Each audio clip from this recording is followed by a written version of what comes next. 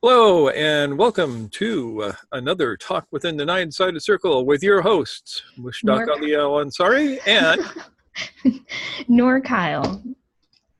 whose camera is not working at the moment. Yeah, I'm like, I may have to get lost for a minute, unfortunately, because things aren't responding over here. Yeah, and we do want you on this. So here we are, and it is the first day of going back to regular time from daylight savings time. So everything in the United States is completely discombobulated. It's been a fun day trying to figure out when to talk with people here and there, more or less managed without too much trouble. Can you hear me? I can hear you. You're So there. I'm gonna restart. So Restart. feel free to get I'll let you back started. in. But Yeah. yeah, So while we're waiting for Noor to get back in, um, if you're watching this on YouTube, let me invite you to um, like us. We need the likes. Without the likes, we don't get up into the search engine. Not to mention, it's good for our egos.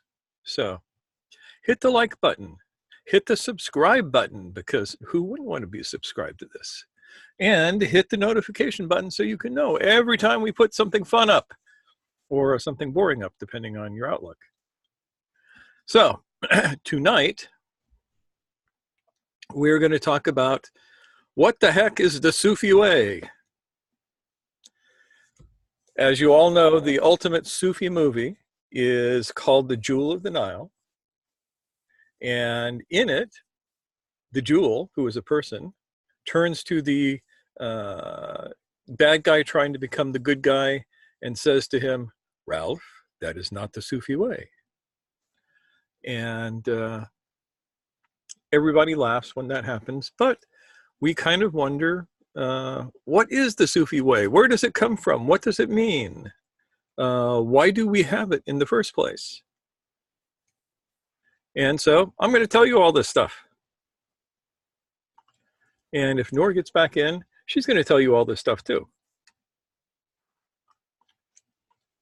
She probably had to restart her computer. So, how does that sound?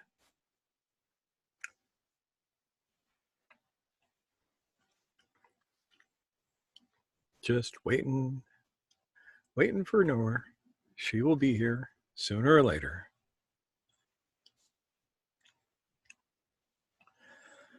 So,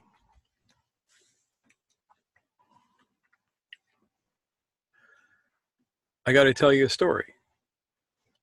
Once upon a time, there was a guy by the name of Mohammed.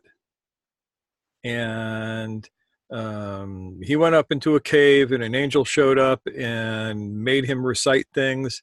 And the next thing you know, he was a prophet. And then he had a religion. And then he was persecuted. So he decided not to stay where he wasn't wanted, and he moved from Mecca to Medina with his whole family and all of his followers. And they were hounded and all of this kind of stuff.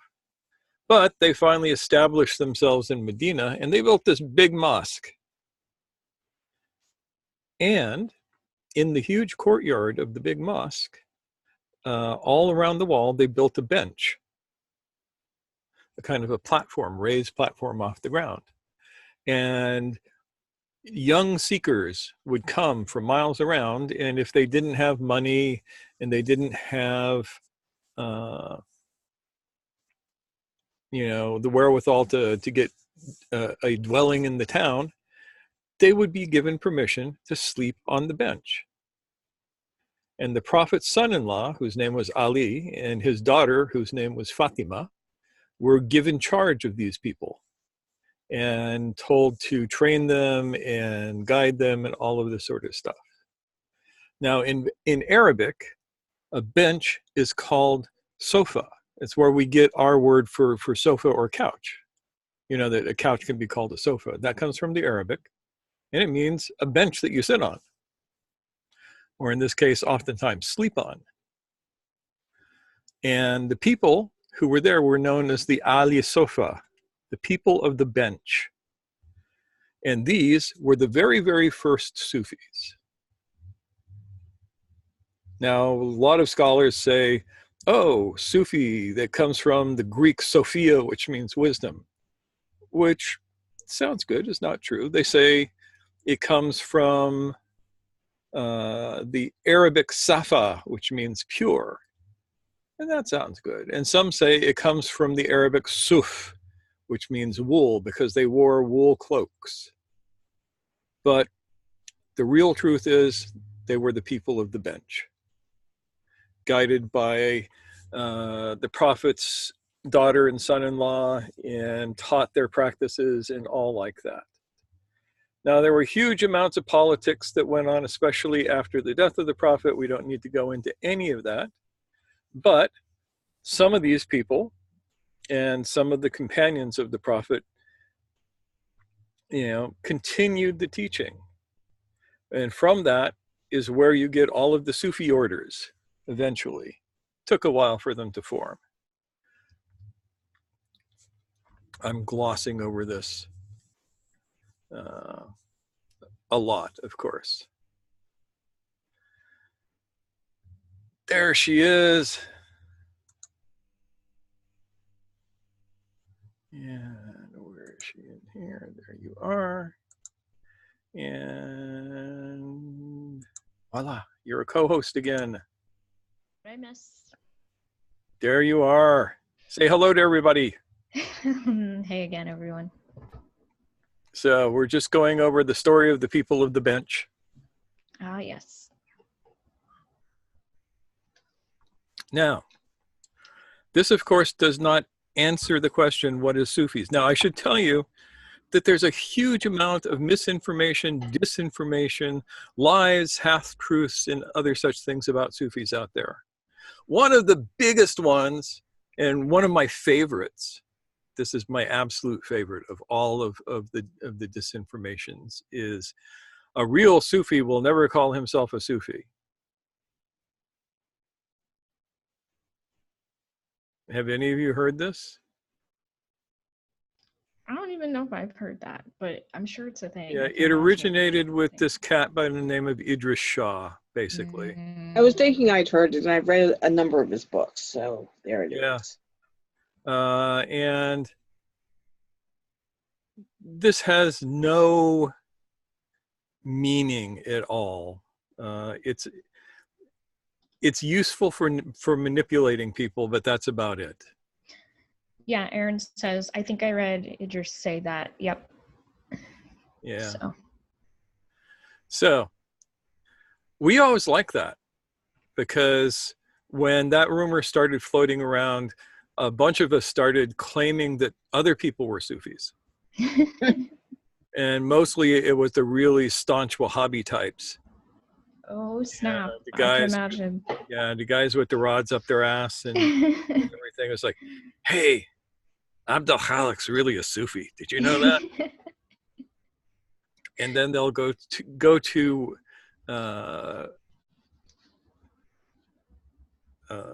just extremes to try and claim that they're not. And then you just look at them and say, real Sufis would deny that they're Sufis.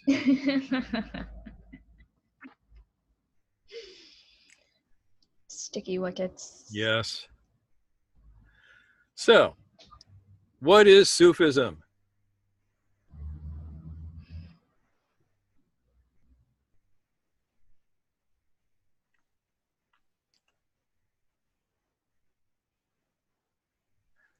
There was a famous Sufi guy by the name of, I think it was Bayezid Bastami, who said, there was a time when Sufism was an idea without a name. Now it's a name without an idea. When was that? That was like 1,000 years ago or so. Yeah. So, we are going to reveal to you, at great personal risk, the real skinny on Sufis. We could get in lots of trouble. We should probably be wearing masks. When I was a kid, in the comic books, there was Master Kung Fu, who was revealing the secrets, and he had a mask on so that nobody would know his identity because his life was being threatened for revealing the mysteries of Kung Fu. And for $4.95, you could know those mysteries. This is kind of like that. So, at great personal risk, Noor and I are going to reveal to you the mysteries of Sufism, which is, there is no mysteries. It is a series of techniques developed over 1,000 years. And around 1,000 years ago in Baghdad was kind of organized into, serious teaching lines and embedded in the strongest religion of the time. Now, this is going to piss some people off. People say Sufism is Islam. Sufism isn't Islam. Sufism is hidden in Islam. They used Islam to protect themselves. Sufism is no more Islam than yoga is Hinduism. That's going to get me in trouble with everybody. I was going to say, a lot of people would argue that it is. Yeah, but those people would be wrong. Yoga is not religion. At least not as it was taught by, say, Patanjali. Mm. It's science. Sufism is not religion. It's also science. And the entire heart of the path really has nothing to do with any one religion. It was created at a time where if you did not face Mecca when you prayed, you would get killed. So everybody faced Mecca when they prayed because that's good. That's nothing wrong with that.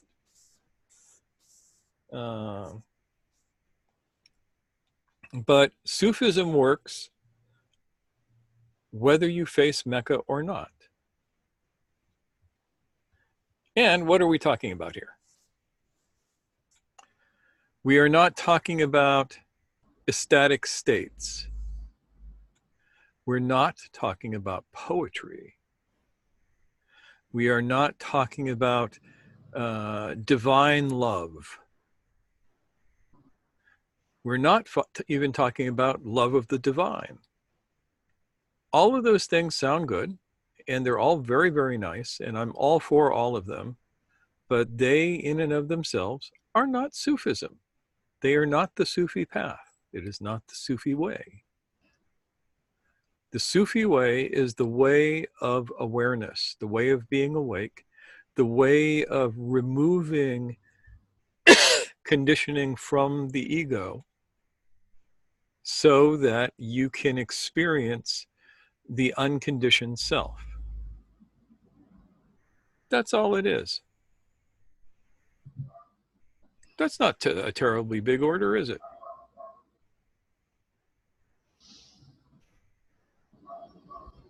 Polishing the mirror.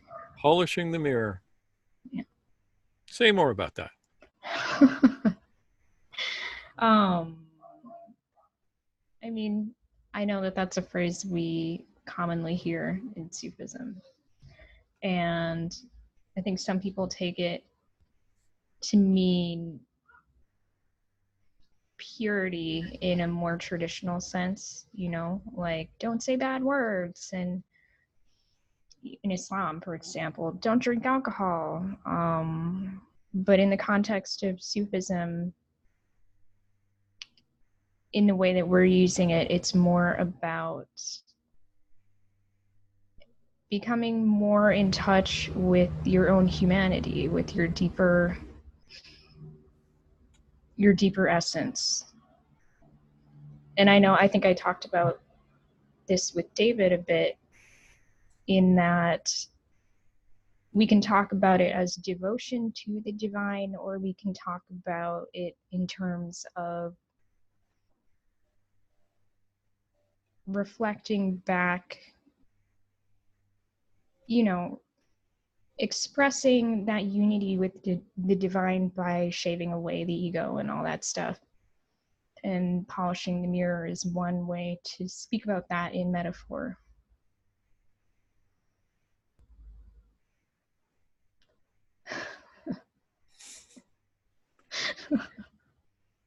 Yes. Yeah.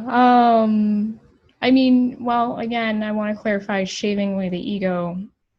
I think that scares people because it sounds like you're getting rid of it. But again, that's just metaphor speak for becoming a fuller human being. Yeah. That's why polishing the mirror is such a good metaphor. The idea of, they will say, polishing the rust from the mirror, for instance. And the rust is the conditioning. It's the shit. It's the stuff that you've built up over your life that keeps you from seeing who you really are. Yep. And you got to remove that if you ever want to get to who you really are. One of my teachers says, there's actually 3 of you in there. There's the person that you want everybody to think you are. Then there's the person you are afraid you are. And under that, there's the person who you really are. Mm. So you got to kind of file off the first 2 to get to the third. In a manner of speaking. In a manner of speaking, metaphorically. Mm-hmm.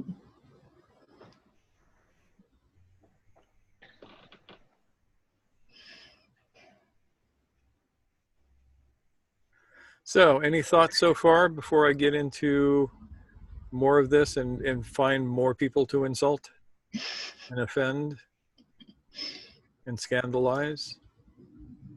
I'm always down for a good scandalization, just saying. Yeah, good. Well, what's the relationship between the, I don't know, trying to be your real self and the fact that it's a trickster tradition? If you're trying to be your real self, you're already being tricked. Ah.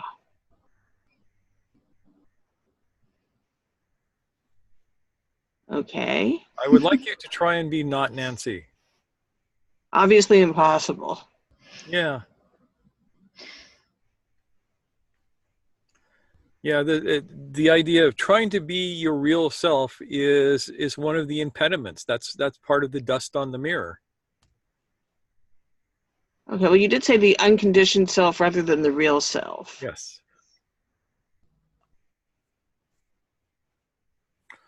Yeah, the real self would imply that there must be an unreal self somewhere. Mm-hmm.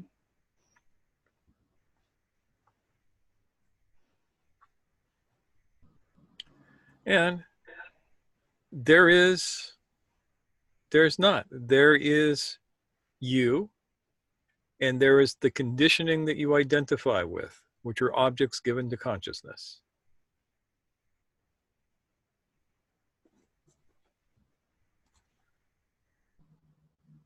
As far as I can tell. Haven't found anything else yet.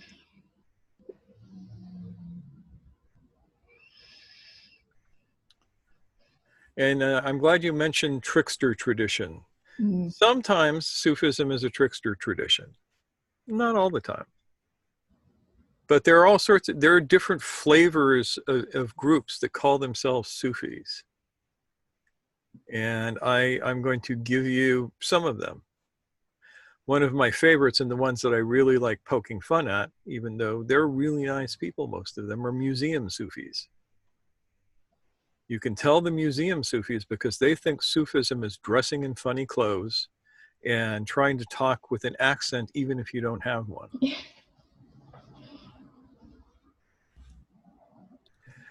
They are all about the image of, well, whatever they think the image should be. I know one group that, so there's this term within Islam called sunnah. Sunnah means what the Prophet did.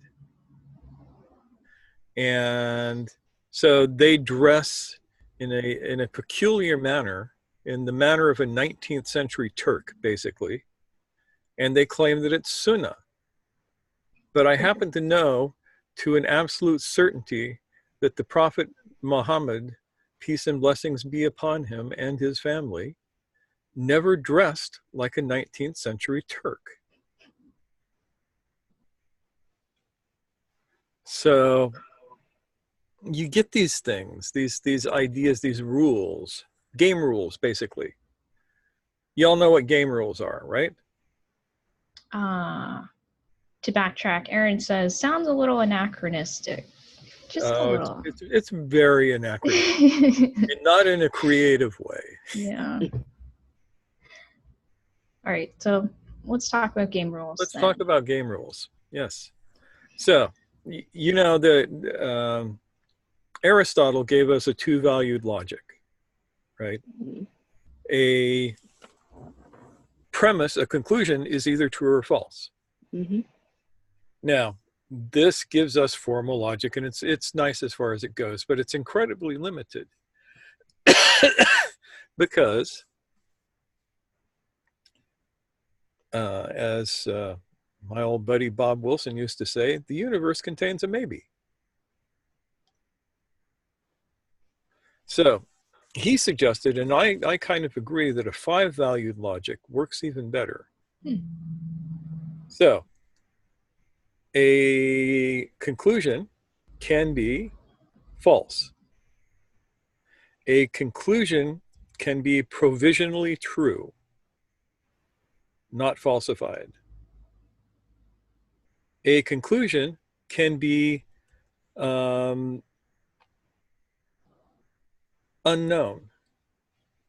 That's the maybe. A conclusion can be meaningless. A conclusion can be a game rule. So, false, provisionally true, indeterminate, meaningless game rule. So we know what false is. That's just flat wrong.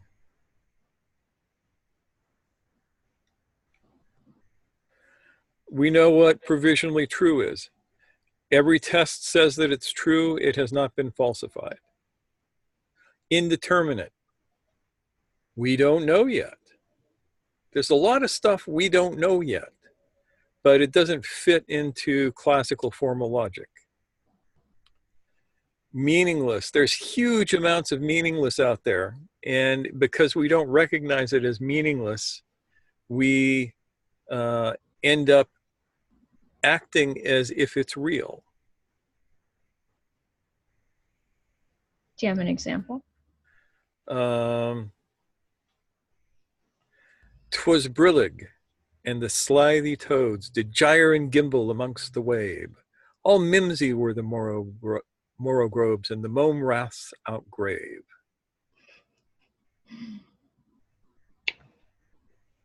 Meaningless. Yeah, but that's not the kind of meaningless that causes trouble, I think. No, that's not. The meaningless that causes trouble, you'll find amongst, say, politicians, where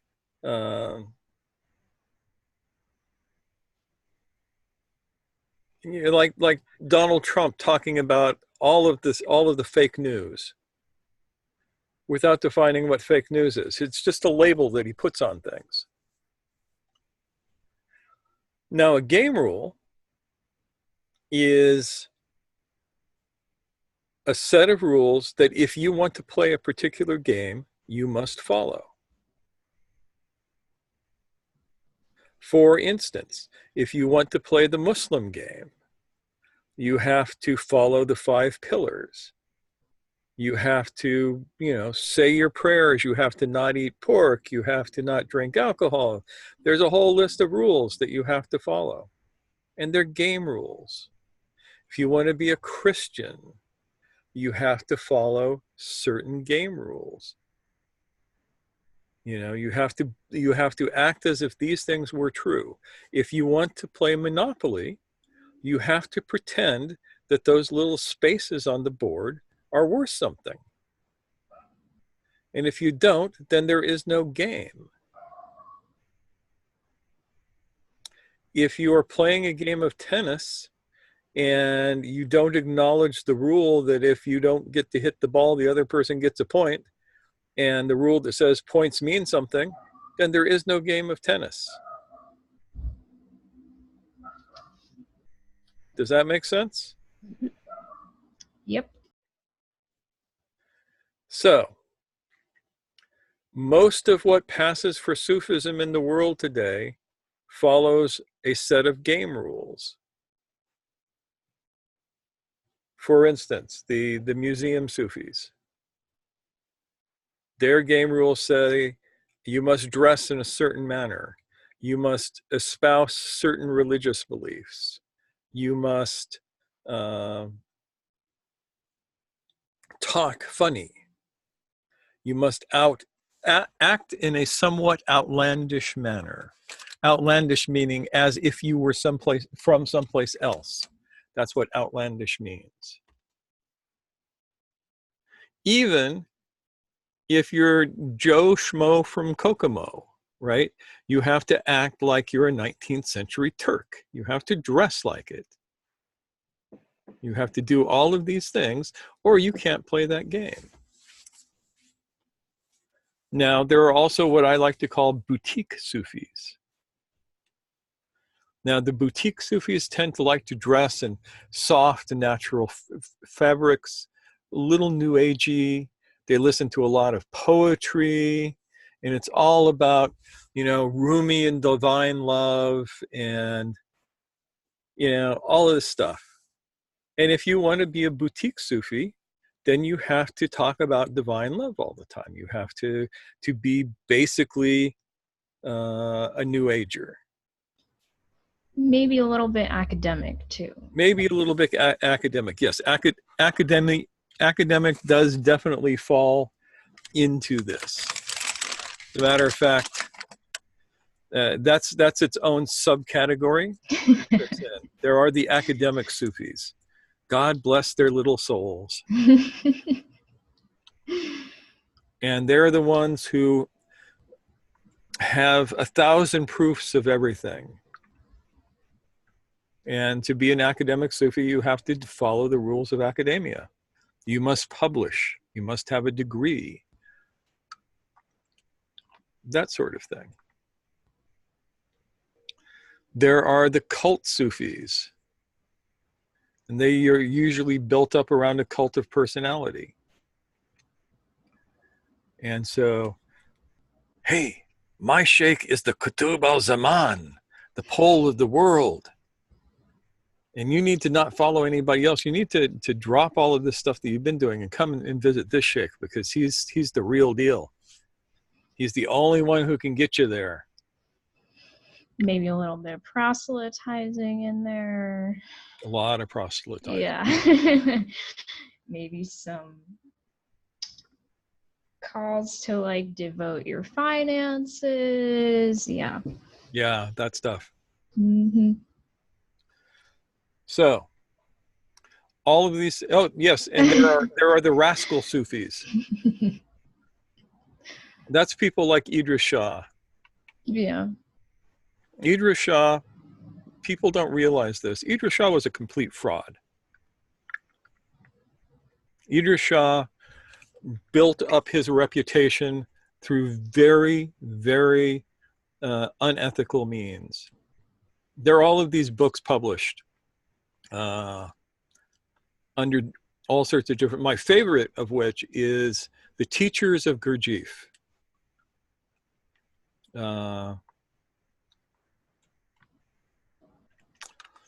You know, which purports to be a true adventure trying to find Gurdjieff's teachers. That takes place in the mid-60s. Now, realize that Gurdjieff's teachers lived in the mid-19th century, mid to late 19th century. And so here you are in the 1960s or 70s, meeting these people who were the teachers of Gurdjieff. And it was ghostwritten by Idris Shah under an assumed name, and everything in the book pointed to him as being the successor of Gurdjieff. Another one, Among the Dervishes by O.M. Burke, or Om Barak, which means one fool. Also written by Idris Shah. You read it, and in it, if you follow the story, he meets the I forget what they call him in the book. It's too funny, but it's like a code name for Shah, and he's the real pole of the Sufis and all of this. Oh God. Yeah, Aaron says for only $19.95, you'll get the answers, you know.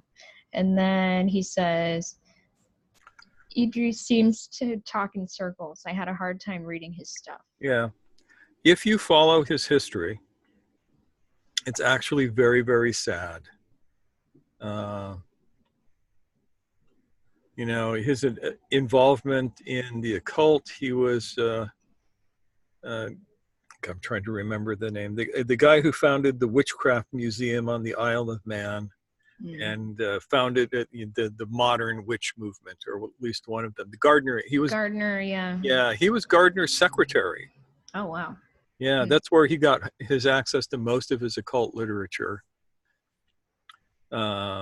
He's not Afghan, he's Indian, and he's only half Indian. His mother, who he never mentions, is Scottish, interestingly enough. He spent hardly any time at all in India, and even less time in Afghanistan. And he made up interesting stories, and he conned people. And this is another kind of Sufi that you get. Now, he has a fanatical following, even now. I will probably hear from them after one of them runs across this. But I have been running into them and running up against them for decades now, so that's fun. It's all right. Did he do an honest job with the Nasruddin stories? No. Oh, well. He collected them up from other places. He rewrote a few of them to make them fit what he wanted them to say. He never had an original thought in his life, as far as I can tell. You know, the Nasruddin stories, you know, they've been around for, you know, hundreds of years. Well, I didn't think he wrote them. I was wondering whether he did an honest job of transmitting them, and apparently not quite. No, not as they should have been, though. You know, like everything else that he just took from other places and put his name on. We lost somebody. Dave had to take off because he had to pick up his kid from school. So he said goodbye to us in the chat. Goodbye, Dave.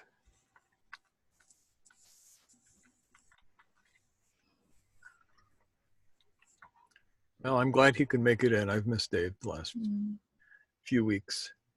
So where was I? Bashing Idris Shah.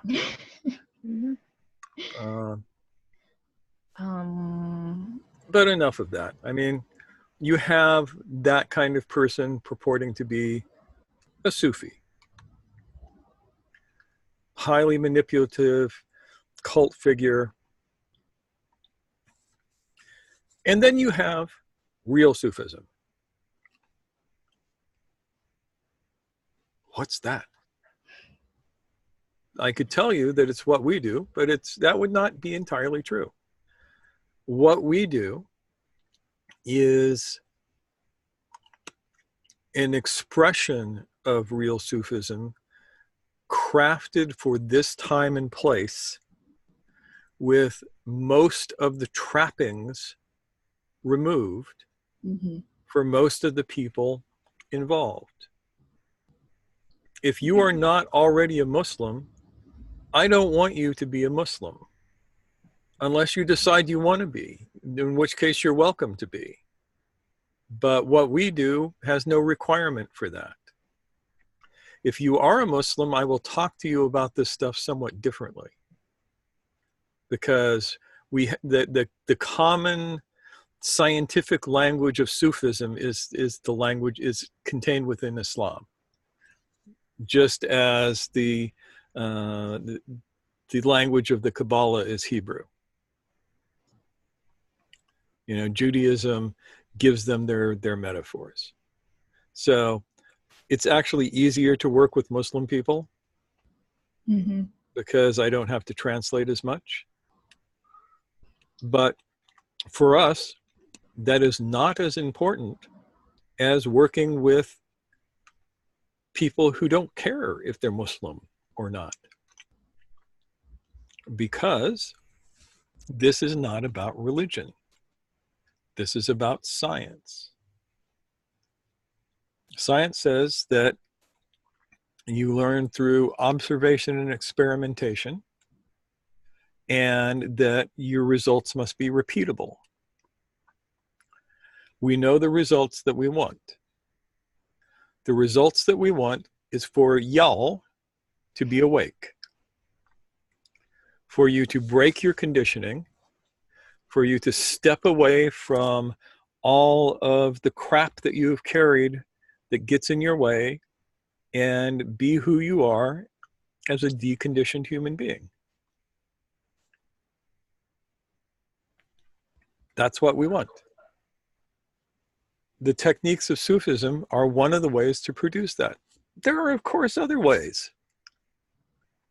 This is not the one true path. This is a one true path. The other paths that get you to the same place are other one true paths. And there are a bunch of them. The Buddhists have some. The Taoists have some. The shamans have some. The Christians have some. The Jews have some. The Hindus have some. Lots and lots of people have them. They will get you here if it's the right path for you. So, this is what we're talking about with this. This is why we have chosen to use, for instance, the Enneagram as one of our main tools, because it is outside of classical Sufism, it's outside of museum Sufism, and it's outside of boutique Sufism, except for the Enneagram of personality. That's gotten into the boutique stuff.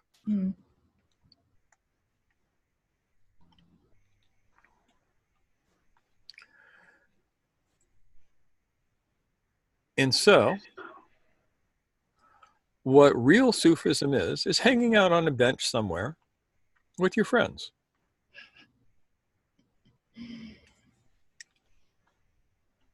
So, welcome to the bench.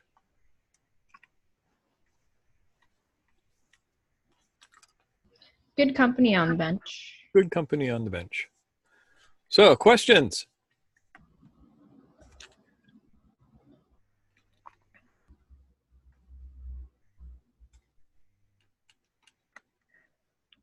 What do you think? Am I completely crazy? Well, you know what I have to say about that. I know. Just because I'm crazy don't mean I'm wrong. Zainab, what are you thinking about?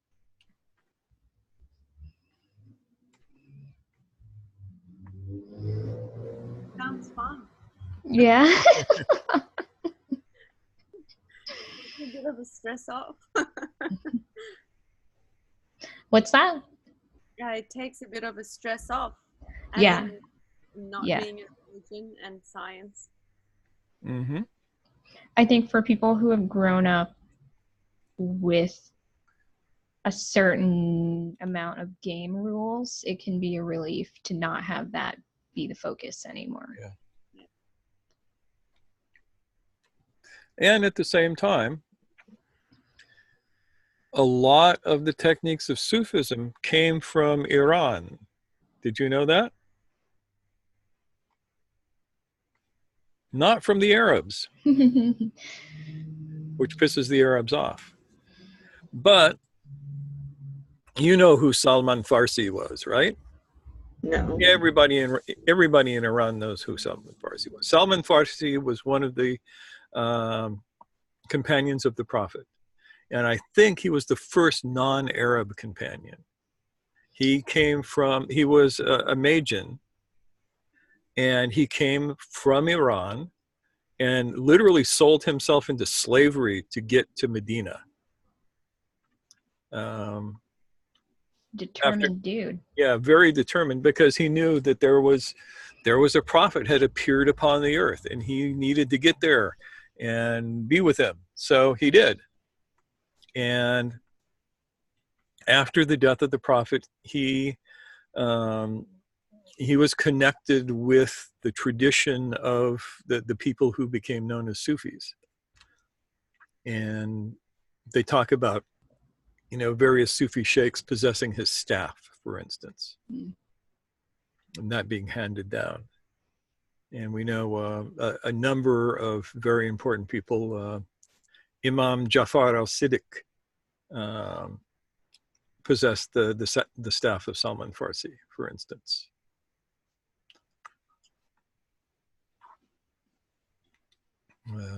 Most of you don't know who that is. That's like the great grandson of the Prophet.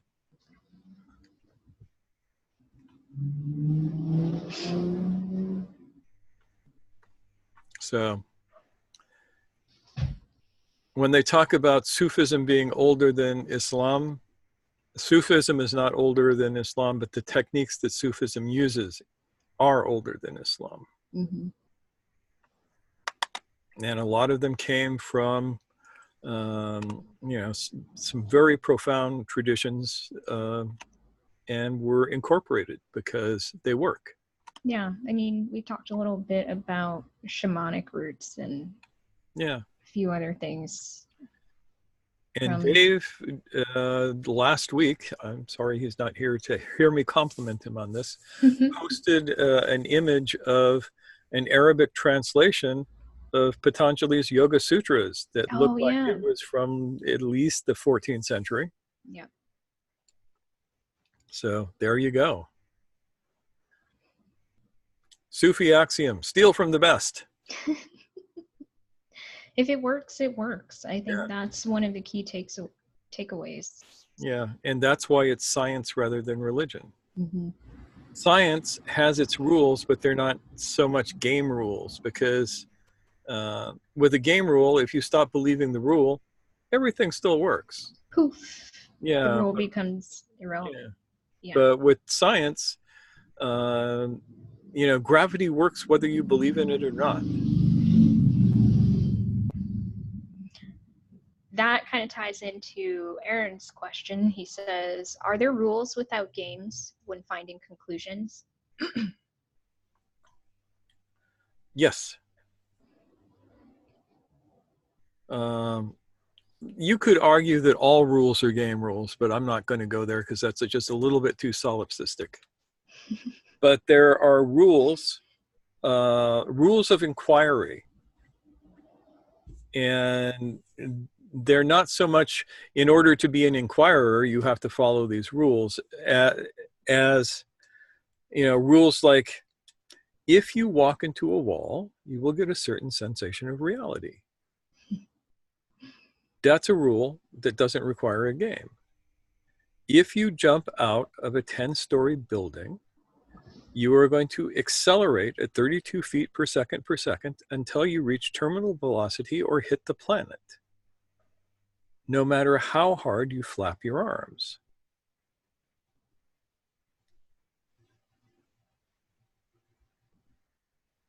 And those rules are not game rules in the same sense that I'm talking about. Does that make sense?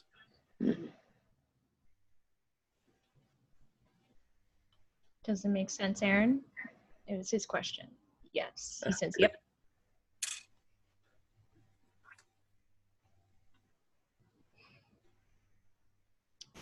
Shuri, what are you thinking about?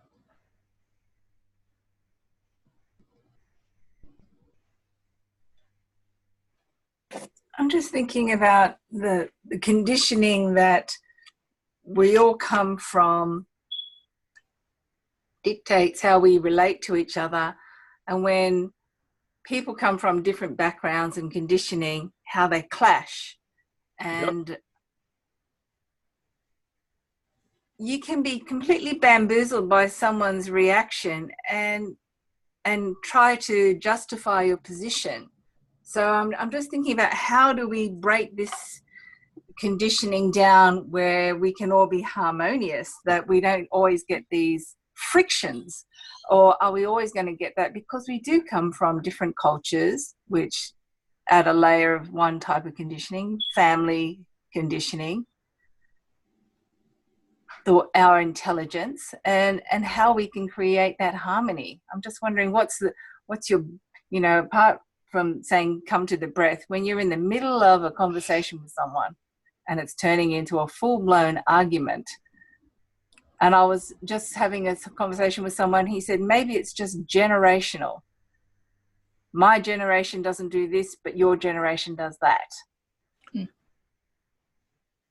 Maybe. When I get into those positions, I ask myself, what are the game rules that are in operation here? So let's say I'm hanging out with somebody who is a Christian. And they're disagreeing with me about my view about God or Jesus, because I'm not buying that Jesus was God. Yeah. Any more than all enlightened beings are God. I don't think that Jesus was all that special. And I don't think that Christianity offers very much. That's my personal opinion. But if I say that to him, it's going to violate all of his game rules, and he's going to feel upset and threatened.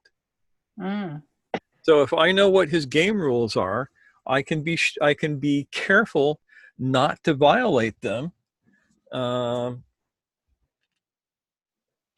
unless I consciously need to. Yeah, I was going to say, unless the situation asks that somehow of you. One thing I was thinking was that a lot of the purpose of game rules is they're supposed to be indicators of who you can trust and who you can't trust. And they're not very reliable indicators. And being able to read people accurately might be a solution. Yeah, you'll still run into the problem of people getting crazy when you violate their game rules. Yeah. Yeah, this gets, game theory, it gets into some important stuff. It leads into mimetic theory and that sort of thing, not the silly little pieces of image that get put up on Facebook. Those are not really memes. Those are just catchy pictures. I have a real bitch about that, I have to admit. But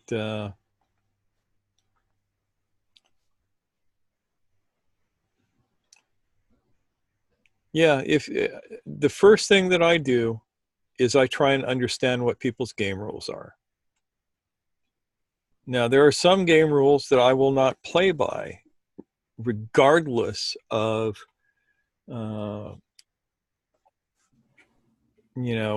my desire to get along. Like if somebody is playing a racist game, I am not going to play by his rules. I'm not going to validate his rules one way or the other. There will be a fight at some level. Yeah, but I was thinking sexist, racist. Yeah, sexist, racist, all of that. Yeah. All of the ists. Yep. Yeah, because my game rule says that shit don't fly.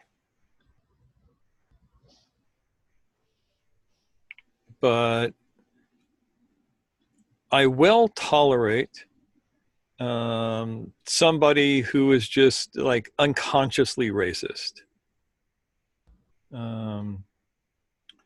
Not from any ill intent, and not because they dislike people of that particular culture or ethnicity, but just because they're old and dumb and was raised that way, and there ain't no change in them, but they don't mean you no harm. There are people like that. Yeah. Yeah. Aaron says sleepers. Yep.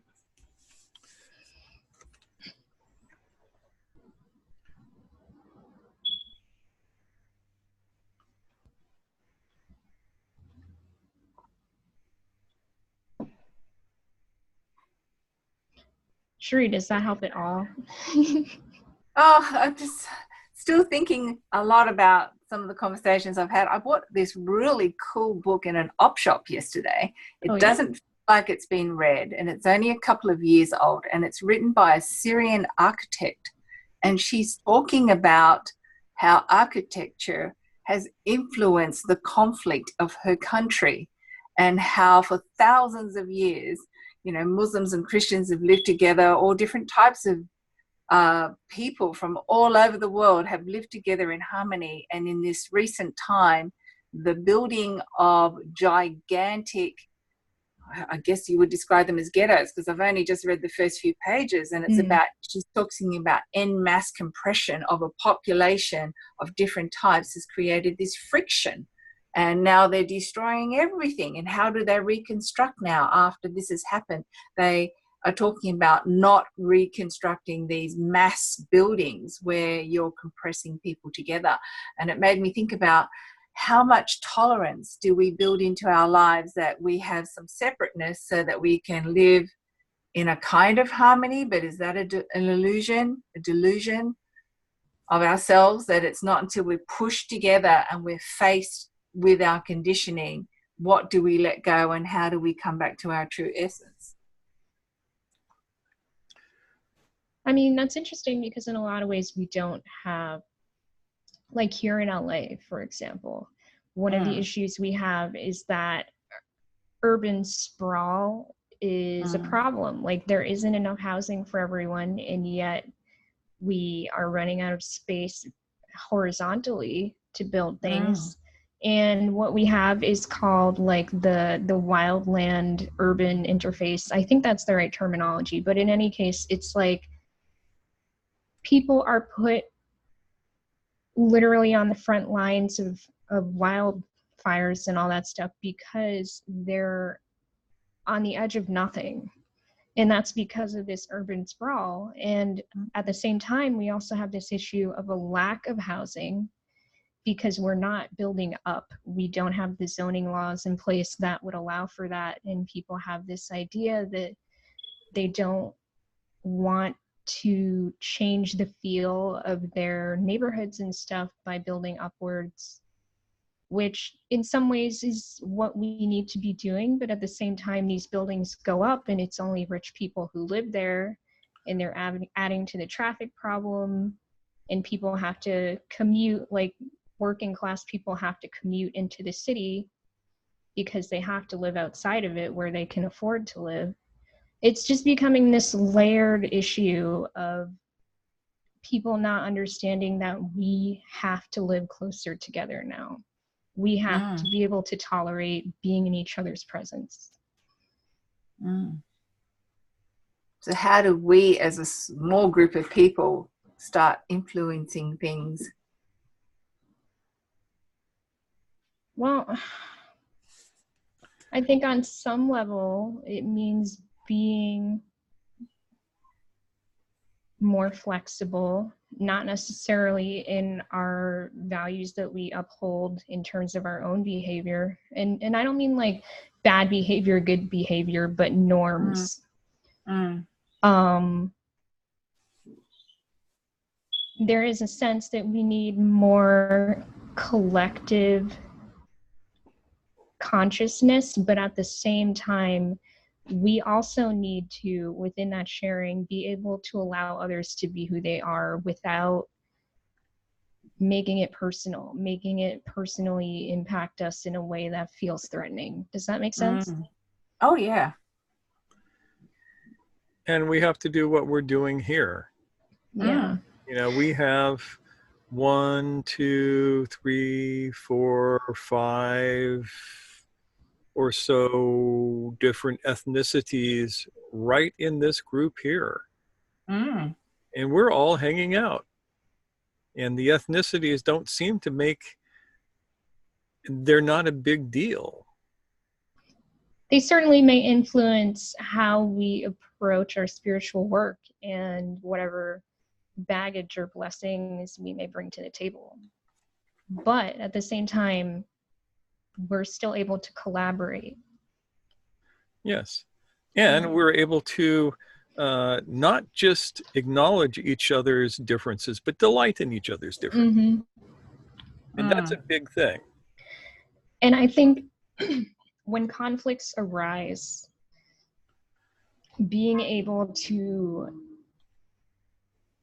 handle discomfort in a healthy way instead of being automatically negatively reactive, that's where practice comes in. And that's why we talk about breath so much, because it helps with those things.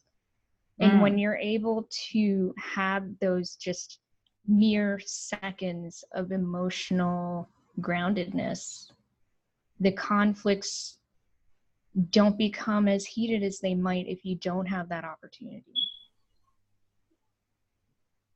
It's tricky when the other person Yes. is completely addicted or really has no capacity to listen or even see another point of view, can only see their own point of view. Mm-hmm. And I've noticed that a lot of people are inclined to be derogatory or critical of others before they can see it in a neutral light, or see the possibility of giving somebody a compliment or encouragement.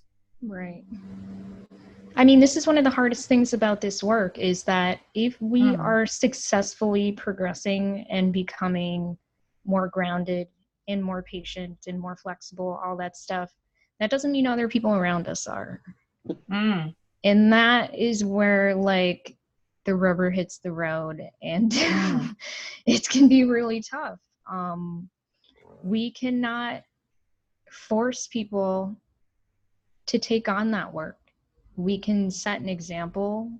We can explain why it's important to us to do that work. And maybe they won't even acknowledge that we're making progress. Maybe they don't see it. And that can be really disheartening. But the work is important. And I think building a culture around building that resiliency is important.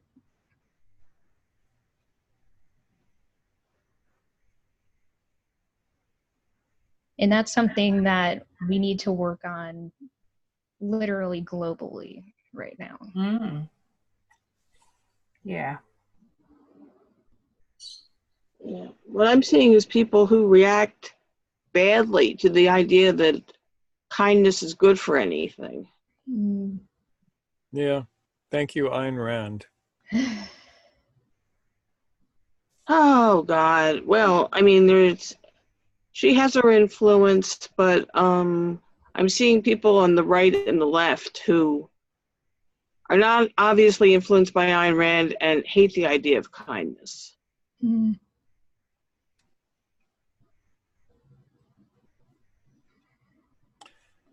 Well, let's be kind to them. It'll piss them off. I try. It's not easy. Yeah. I can understand that. Yep. It is really hard to respond in a grounded, kind, resilient way to someone who's railing at you. And sometimes, you know, it's not about turning the other cheek per se. It's not about that. It's more about thinking about what you both need out of that situation. And sometimes that will be to walk away. Frequently, it will be to walk away. Yeah. Yeah, especially when, oh, sorry. I was just going to say, sometimes it's to say, you know what, I need to go do something else and we can pick this back up later. But yeah, I think walking away is a valid response depending on who you're dealing with.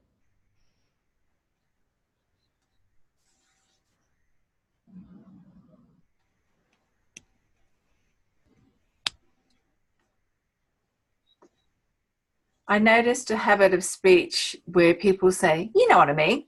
And I'll go, I don't know what you mean. Mm-hmm. I go, what do you mean? You're so harsh. And I go, what do you mean? The way you said, I don't know what you mean. But I said, I don't know what you mean. Because the automatic habit of when they're speaking, you go, you know what I mean? And I'll keep carrying on. I go, no, I don't know what you mean. I'm actually listening to you. I don't know what you're talking about. I had someone say that to me recently. Yeah. I get more and more from people saying, why are you so harsh? And I said, because I really don't know what you mean. They go, why do you have to say it like that? And I go, like what? Yeah. I don't know what you mean. I don't know what you mean. I don't know what you mean. How do I say it? Okay, I really don't know what you mean. Yeah. I don't know what you mean. I don't know. I'm bamboozled. I'm thinking. I mean, dear.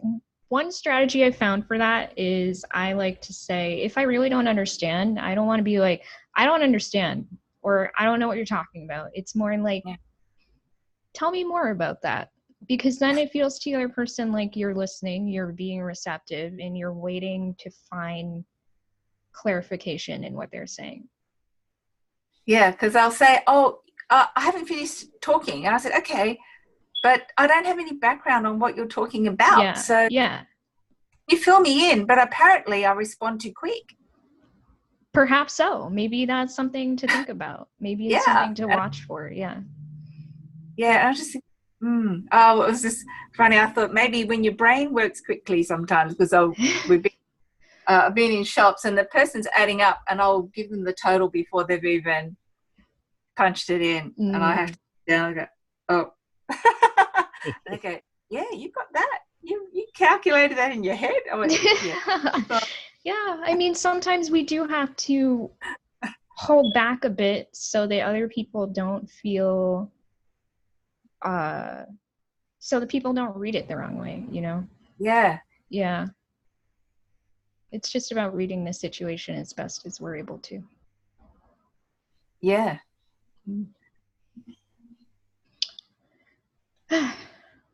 Thanks for that, Sheree. Oh, different. Yeah. So I want to ask David, what are you thinking about in light of our conversation about Sufism tonight?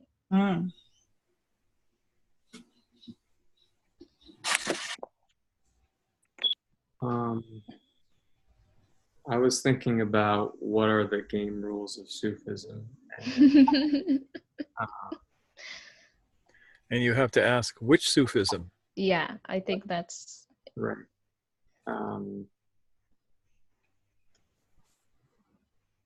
It seems like the game rules are really hard to define because they can change in different situations, but the rules are the same, if that makes sense.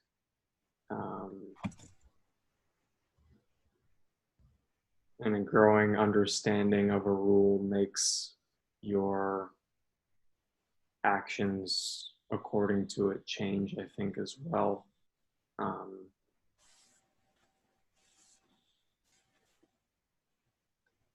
it seems like it's hard.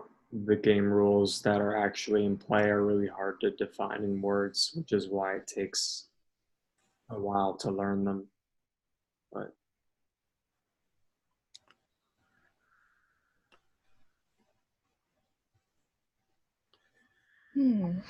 Yeah. Well, again, this is going to be depending on the kind of Sufism that we're talking about. For instance, in museum Sufism, one of the rules is absolute obedience to the sheikh, to the teacher. They say, make yourself like a corpse in the hands of the corpse washer, which is completely passive and without a will of your own. That's one of the rules of museum Sufism. In the kind of Sufism that we do, this is not one of the rules. Yeah, like, nope. What, me obey? Yeah. I mean, there's advice given usually upon request, unless you're in a precarious situation. but it's really not about being told what to do and how to do it per se. Not in a dictation sort of way. Yep. So one of the game rules of our kind of Sufism is everybody gets to be an adult. We expect adult behavior from everyone. Adults take responsibility for themselves, and they do not need to defer to a teacher who is theoretically at a higher level than they are.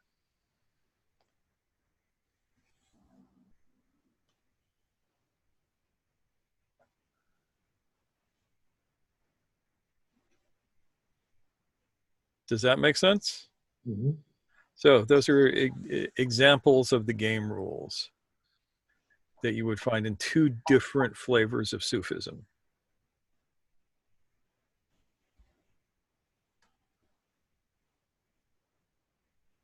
I mean, I would like it if everybody obeyed me. It might make your job easier. Probably Maybe. not, because it would go to my head. Can't be having with that. Can't be having with that. That's the trouble with being obeyed all the time, is it goes to your head.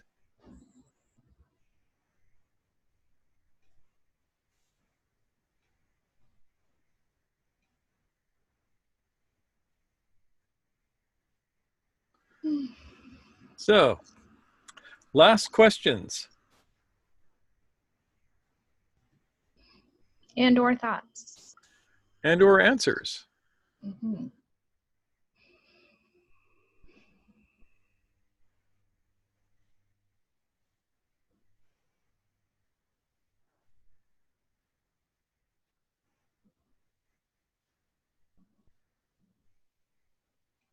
Nope. Well then, Mary just unmuted herself. I think she has a thought. Yeah. Well, I was just going to say you could define what it means to be an adult. This is true. We could keep going. We could just go deeper and deeper. But I think that's a valid question. It's a very valid question. Yeah, especially for people that's who aren't here. That's going to be a whole talk. Okay.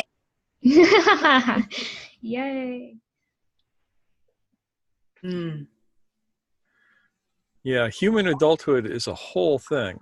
And I think that, what do you think, Nor? Should that be a topic of conversation in the next couple of weeks? I mean, we talked about it before, but I think it's worth revisiting. It's been at least a year, and we've had new people join us. So yeah. Yes. And as much as I would like to believe that everybody listens to every minute of every video that we put up, I know that they don't. Yeah, and refreshers are good. Yes. So I think we may come back to human adulthood. Cool. If everybody wants to refresh themselves, it was one of the very first talks that I did, and it's entitled something like, "Let me tell you about wolves." But I suspect that because we've had time to practice and get used to this medium, it'd probably be a better talk than the last one. Yeah. Oh, it would definitely be a better talk. That was on Facebook Live, for God's sake. Mm-hmm. Back in the day. Aaron says, always good to revisit for a revisit. Yeah. Well, thanks, Aaron. Glad you think so. We think so. David, did you have anything else you wanted to say? I noticed you're still unmuted. I didn't know if that was intentional or not. Nope. Okay. All right. Well, then I am going to thank everybody and stop the recording. We don't have any particular commercials for tonight. You will be inundated with requests for alms again for the month at some point in the not too distant future. So it's the nature of the thing. It's the nature of the thing. Feel free, like I said, anywhere between $1 and $1 million. Or two. Yeah. Well, we don't want to be greedy. But I will make the drawing for the t-shirt sometime this week and give you the announcement of what the next secret talk will be. Because Kyle and I have to talk that over and decide what it is. Yep. And we will be putting out the new secret talk, the one on intelligence, the Enneagram of the different kinds of intelligence, within a week or so. Yeah. Yeah. Yep. All right, everyone. It's just been, I feel like we got into some good stuff. Yeah. And I'm glad you all were able to make it. Always feels good to see you all. So thanks for being here. And what's that, Nancy? Good night. Yes. Yes. Yes. Good night.